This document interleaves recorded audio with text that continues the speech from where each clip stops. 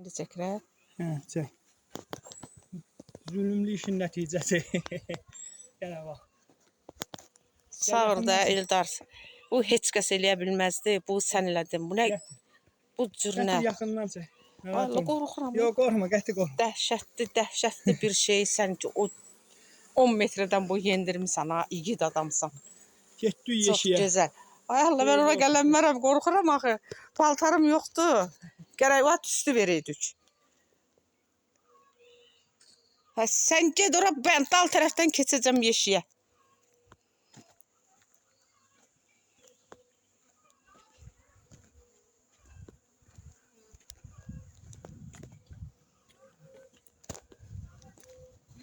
Hə. Bal var idi. Bal hə.